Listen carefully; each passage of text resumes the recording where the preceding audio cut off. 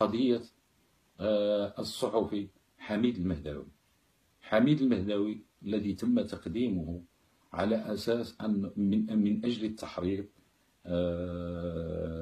في احتجاجات الحسيمة، وأدين ب3 أشهر، وبعدها تم ترحيله إلى مدينة الدار البيضاء من أجل مكالمة هاتفية مشبوهة، على أساس أن المتصل أشعره وأخبره بأنه سيعمل على إدخال دبابة روسية إلى المغرب.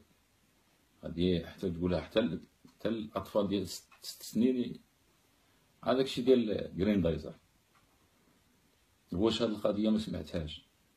واش هاد القضية ديال حميد المهداوي ما سمعتهاش؟ هو بلغ، حميد المهداوي بلغ على مجموعة من الجرائم، وكان يبلغ عن طريق الفيديو بصوت وصورة، وما كانش يتكلم هكا، كان يتكلم بحجج وأدلة، وحتى واحد ما سمع له، وحتى واحد ما فتح تحقيق في القضايا اللي تكلم فيهم. تكلم كثار في قضايا كثار. وهذه القضية هذه لنفترض أن حميد المهداوي مشى للشرطة القضائية وبلغ، واش غادي يديروا له؟ إلا داروا معاه غادي يديروا معاه إهانة الضابطة القضائية وإدلاء بيانات كاذبة، ويقدموه للمحكمة. ولا أوكازيون بالنسبة للتكتل الفاسد الذي أفسدهم، الذي أزعجهم. الخط التحريري ديال حميد المهداوي غادي يقول لك لا السيد شويه ما بقاش هو هذاك مزيان، واوكازيون يديوه للسبيطار ديال الحمق ويبيكيوه. خطاب القضيه اللي خلقوها المهداوي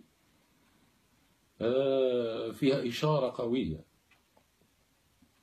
على أن التكتل الفاسد يقول نديروا اللي بغينا ما دام في جميع الأجهزة في يدنا. هذا هو المعنى ديالها.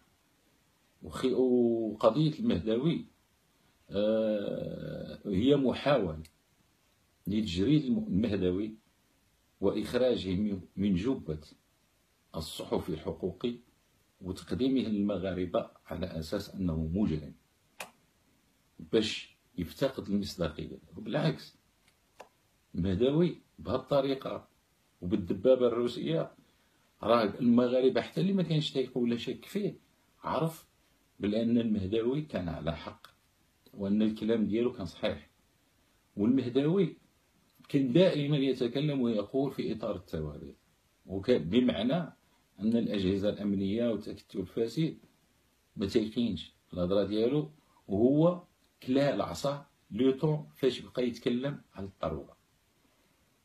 وسبقوا كلاو اللي يتكلموا على الثروة قبل منه بوكر الجامعي، وكلا علي مرابط، وكلا العصا رشيد نيني، وموقع العالي أنوزلا، وآخر نعش، آخر مسمار سيدق في نعش الصحافة هو حميد المهداوي. ولكن ما تخافوش، حميد المهداوي عنده جمهور ديالو، عنده شعبية ديالو. وهاد الناس اللي خطوا لهذا العباقرة اللي خطوا لهذه الجريمة تراجعوا أحسن لكم، لأن المغاربة صافي فاقوا، تراجعوا. والله نصيحة من المواطن المغربي أو من المواطن يحب المغرب، تراجع. أنا صافي عيات.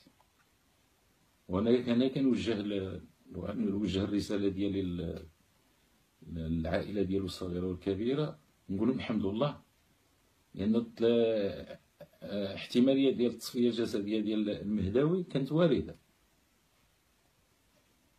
مادام أنهم مخزن ما شدوش الناس اللي هدوه في الفيديو عبر الفيديو، ما شدوهمش، تعني احتماليه ديال التصفيه الجسديه كانت وارده. وخصهم الحمد لله والديه والزوجه ديالو والابناء ديالو الحمد لله، وجميع المتتبعين ديالو، لان المهداوي ازعجهم بخطه التحرير.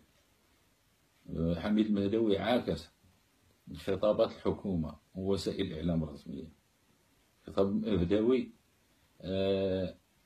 افسد راحه التكتل الفاسد، باش تفهموا.